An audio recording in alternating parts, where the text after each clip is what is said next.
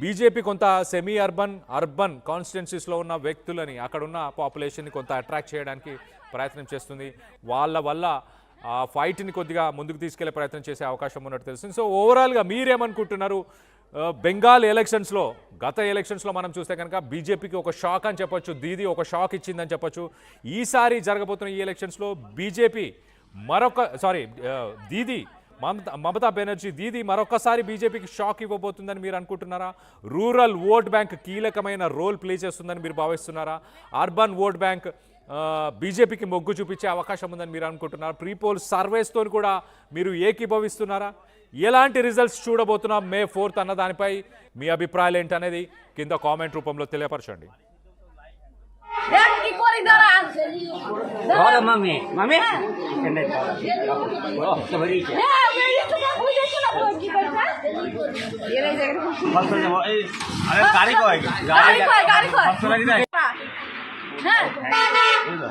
বাড়ি সিদ্ধ তো লাইট হ্যান্ড কি করে দাঁড়া আছে ঘরে মামি মামি এনে দাঁড়া তো বেরিয়েছে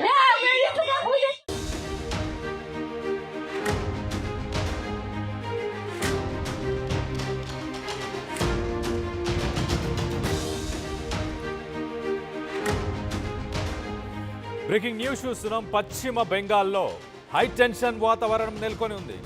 కోల్కతా, హౌరా, హుగ్లీ, ముర్షిదాబాద్ ఇలాంటి 24 పరగనాస్లో హై టెన్షన్ నెలకొంది. నదియా జిల్లాలో బీజేపీ పోలింగ్ ఏజెంట్ పైన పలువురు దాడి చేశారు. బీజేపీ కార్యకర్త తలకు తీవ్ర గాయాలయ్యాయి. ఇటు సమస్యాత్మకమైన ప్రాంతాల్లో భారీ పోలీసు బందోబస్తుని నిర్వహిస్తున్నారు. కట్టుదిట్టమైన భద్రతా ఏర్పాట్లు చేసింది ఎలక్షన్ కమిషన్. అయినా కూడా ఇలాంటి గొడవలు, దాడులు జరుగుతూనే వస్తున్నాయి. చివరి ఫేజ్ ఎన్నికల్లో భవానీపూర్ పోలింగ్ పైన చర్చ జరుగుతుంది. భవానీపూర్ నుంచి బరిలో ఇటు సీఎం మమతా బెనర్జీ, అలాగే మమతా బెనర్జీపై బీజేపీ అభ్యర్థి సువేందు అధికారి వీరిద్దరు పోటీ చేస్తున్నారు.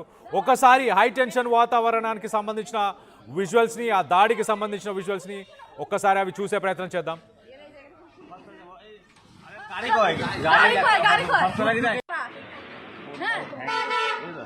বাড়ি সিদ্ধ তো লাইট হ্যান্ড কি করে দাঁড়া আছে ঘরে মামি মামি এনে দাঁড়া তো বেরিয়েছে You're watching highly disturbing visuals. Viewers' discretion is highly advised. You're watching highly disturbing visuals. Viewers' discretion is highly advised. Polling కేంద్రాలకి ఓటర్లు క్యూ కట్టారు. ఫేజ్ 1లో మనం చూసాం 92%, 93% హైయెస్ట్ టర్న్అవుట్. వెస్ట్ బెంగాల్ చరిత్రలో ఇంతగా ఓటర్లు ఎప్పుడూ ఎలక్షన్లో పార్టిసిపేట్ చేయలేదు. 93% ఓటర్లు నమోదు చేసుకున్నారు ఫస్ట్ ఫేజ్లో.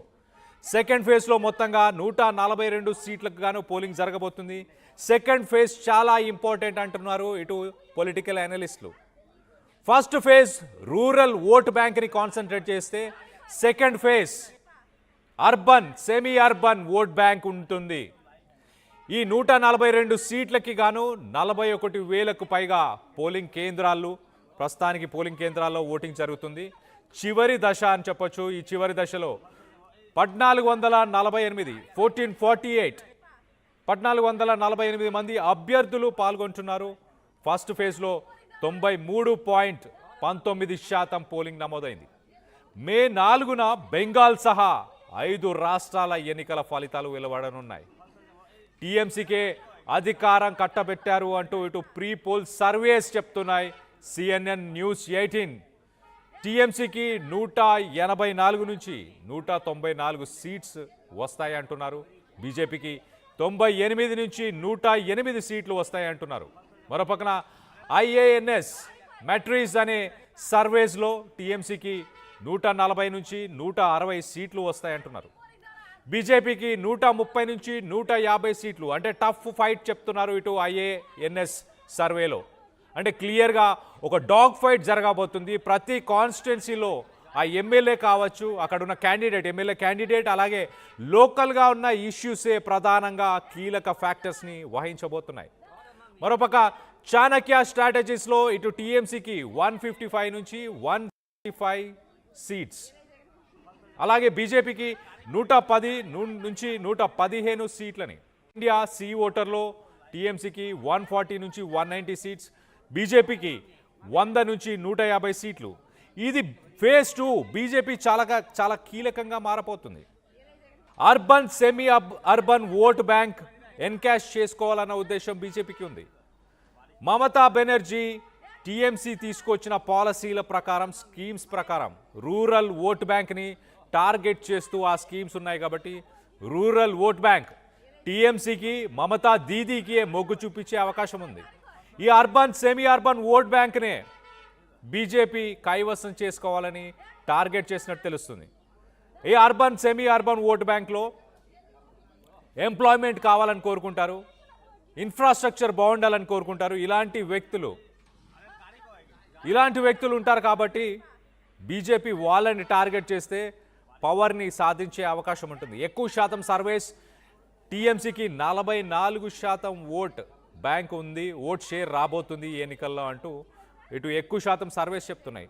బీజేపీ కూడా ఏమాత్రం తగ్గట్లేదు. బీజేపీ కూడా 40% ఓట్ బ్యాంక్, ఆల్మోస్ట్ 40కి 44%కి 4% మాత్రమే డిఫరెన్స్. ఆ 4% డిఫరెన్స్ని ఈ సెకండ్ ఫేజ్లో బీజేపీ ఏమైనా కన్వర్ట్ చేసే అవకాశం ఉందా, ప్లాన్ చేసే అవకాశం ఉందా? మొత్తం మీద 93% ఓట్ షేర్, 93% ఓటర్స్ టర్నౌట్ అంటే హైయెస్ట్, వెస్ట్ బెంగాల్లోనే హైయెస్ట్ టర్నౌట్, ఇండియా మొత్తంగా కూడా హైయెస్ట్ ఓటు పర్సంటేజ్ నమోదైందని చెప్పాలి. 93% ఫస్ట్ ఫేజ్లో.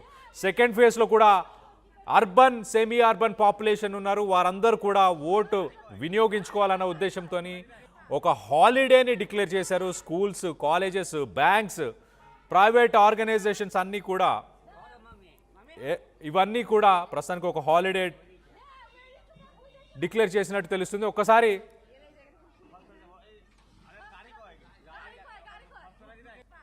ఓకే, ప్రీపోల్ సర్వేకి సంబంధించిన డీటెయిల్స్ని కూడా ఒకసారి మాట్లాడుకునే ప్రయత్నం చేద్దాం. ఇటు బెంగాల్ అసెంబ్లీ ఎన్నికలు ఒకసారి చూస్తే టీఎంసీకే అధికారం కట్టబెట్టారు ప్రీపోల్ సర్వేస్లో. అలాగే CNN న్యూస్ 18 టీఎంసీకి 184 నుంచి 194 సీట్లు, అలాగే బీజేపీకి 98 నుంచి 108 సీట్లు వస్తాయంటూ ప్రీపోల్ సర్వేలో చెప్పుకొస్తున్నారు.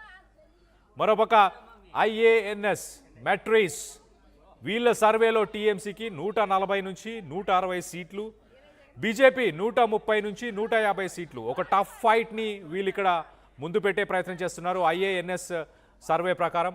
ఇటు చాణక్య స్ట్రాటజీస్ ఒకసారి మనం చూస్తే టీఎంసీకి 155 నుంచి 165 సీట్లు, బీజేపీకి 110 నుంచి 115 సీట్లు. ఇక్కడ వన్ సైడెడ్గా వార్ కనిపిస్తుంది చాణక్య స్ట్రాటజీస్ ప్రకారం.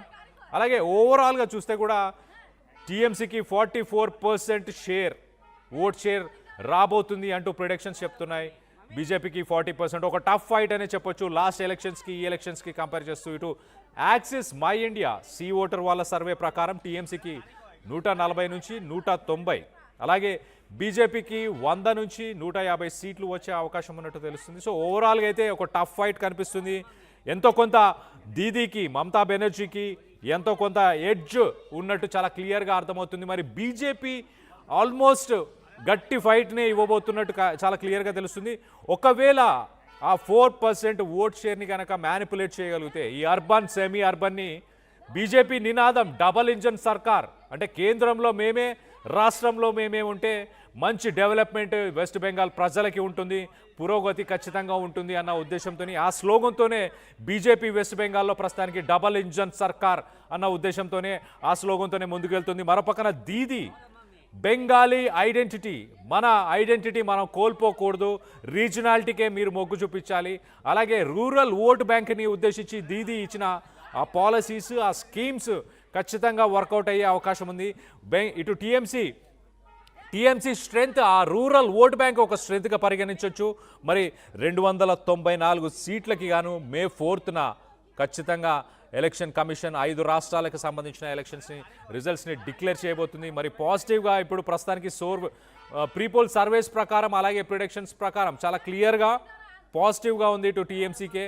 ప్రిడిక్షన్ ఇటు మార్కెట్స్లో, బెట్టింగ్ మార్కెట్స్లో కూడా మనం చూస్తే బీజేపీకి విక్టరీ దక్కే అవకాశం ఉంది అన్నట్టు బెట్టింగ్ మార్కెట్స్లో 57% బీజేపీకి, అలాగే బెట్టింగ్ మార్కెట్స్లో తృణమూల్ కాంగ్రెస్కి 48%. ఫేజ్ 1 తర్వాత కొంత డ్రాప్ అయింది అని చెప్పొచ్చు. సో 57%. బెట్టింగ్ మార్కెట్స్లో బీజేపీ గెలుస్తుందని చాలామంది చెప్తున్నారు.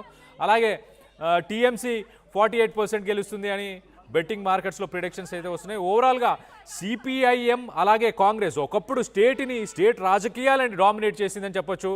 రాజకీయాలని డామినేట్ చేసిన సిపిఐఎం అలాగే కాంగ్రెస్ వీటి ఓట్ షేర్ 1%కి మాత్రమే పరిమితి అయిపోయింది. ఒకప్పుడు స్టేట్ని రూల్ చేసి డామినేట్ చేసిన పార్టీలు కాస్త ఇప్పుడు వాటి ఉనికిని చాటుకోలేని పరిస్థితుల్లో ప్రస్తుతానికి వాటి పరిస్థితులు ఉన్నట్టు చాలా క్లియర్గా తెలుస్తుంది. టీఎంసీ, బీజేపీ, కాంగ్రెస్ అలాగే సిపిఐఎంకి సంబంధించిన ఓటర్స్ని అట్రాక్ట్ చేసేసి పూర్తిగా ఆ పార్టీస్ని డైల్యూట్ చేసేసినట్టు తెలుస్తుంది. ఈ ఫేజ్ 2లో బీజేపీ స్ట్రాటజీ చాలా క్లియర్గా బీజేపీ లోకల్ ఆర్గనైజింగ్ అలాగే బెంగాల్కి సంబంధించిన కంచుకోట అని చెప్పొచ్చు, టీఎంసీకి కంచుకోట అని చెప్పొచ్చు, రూరల్ ఓట్ బ్యాంక్. ఆ ఓట్ బ్యాంక్ని బీజేపీ కొంత సెమీ అర్బన్ కాన్స్టిట్యున్సీస్లో ఉన్న వ్యక్తులని అక్కడున్న పాపులేషన్ని కొంత అట్రాక్ట్ చేయడానికి ప్రయత్నం చేస్తుంది. వాళ్ళ వల్ల ఆ ఫైట్ని కొద్దిగా ముందుకు తీసుకెళ్లే ప్రయత్నం చేసే అవకాశం ఉన్నట్టు తెలుస్తుంది. సో ఓవరాల్గా మీరేమనుకుంటున్నారు? బెంగాల్ ఎలక్షన్స్లో గత ఎలక్షన్స్లో మనం చూస్తే కనుక బీజేపీకి ఒక షాక్ అని చెప్పొచ్చు, దీదీ ఒక షాక్ ఇచ్చిందని చెప్పొచ్చు. ఈసారి జరగబోతున్న ఈ ఎలక్షన్స్లో దీదీ మమతా బెనర్జీ దీదీ మరొకసారి బీజేపీకి షాక్ ఇవ్వబోతుందని మీరు అనుకుంటున్నారా? రూరల్ ఓట్ బ్యాంక్ కీలకమైన రోల్ ప్లే చేస్తుందని మీరు భావిస్తున్నారా? అర్బన్ ఓట్ బ్యాంక్ బీజేపీకి మొగ్గు చూపించే అవకాశం ఉందని మీరు అనుకుంటున్నారా? ప్రీపోల్ సర్వేస్తో కూడా మీరు ఏకీభవిస్తున్నారా? ఎలాంటి రిజల్ట్స్ చూడబోతున్నాం మే 4th అన్న దానిపై మీ అభిప్రాయాలు ఏంటనేది కింద కామెంట్ రూపంలో తెలియపరచండి.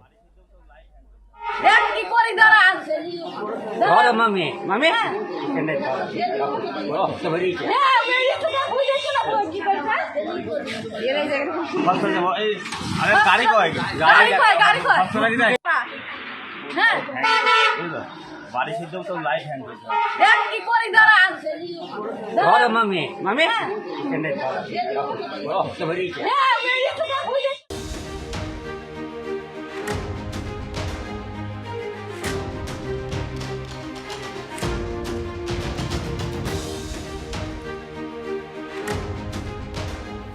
బ్రేకింగ్ న్యూస్ చూస్తున్నాం. పశ్చిమ బెంగాల్లో హై టెన్షన్ వాతావరణం నెలకొని ఉంది. కోల్కతా, హౌరా, హుగ్లీ, ముర్షిదాబాద్ ఇలాంటి 24 పరగనాస్లో హై టెన్షన్ నెలకొంది. నదియా జిల్లాలో బీజేపీ పోలింగ్ ఏజెంట్ పైన పలువురు దాడి చేశారు. బీజేపీ కార్యకర్త తలకు తీవ్ర గాయాలయ్యాయి. ఇటు సమస్యాత్మకమైన ప్రాంతాల్లో భారీ పోలీసు బందోబస్తుని నిర్వహిస్తున్నారు. కట్టుదిట్టమైన భద్రతా ఏర్పాట్లు చేసింది ఎలక్షన్ కమిషన్. అయినా కూడా ఇలాంటి గొడవలు, దాడులు జరుగుతూనే వస్తున్నాయి. చివరి ఫేజ్ ఎన్నికల్లో భవానీపూర్ పోలింగ్ పైన చర్చ జరుగుతుంది. భవానీపూర్ నుంచి బరిలో ఇటు సీఎం మమతా బెనర్జీ అలాగే మమతా బెనర్జీపై బీజేపీ అభ్యర్థి సువేందు అధికారి వీరిద్దరు పోటీ చేస్తున్నారు. ఒకసారి హై టెన్షన్ వాతావరణానికి సంబంధించిన విజువల్స్ని, ఆ దాడికి సంబంధించిన విజువల్స్ని ఒక్కసారి అవి చూసే ప్రయత్నం చేద్దాం.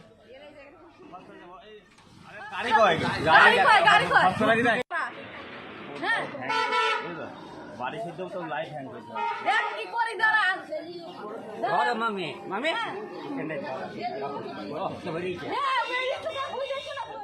You're watching highly disturbing visuals. Viewers' discretion is highly advised. You're watching highly disturbing visuals. Viewers' discretion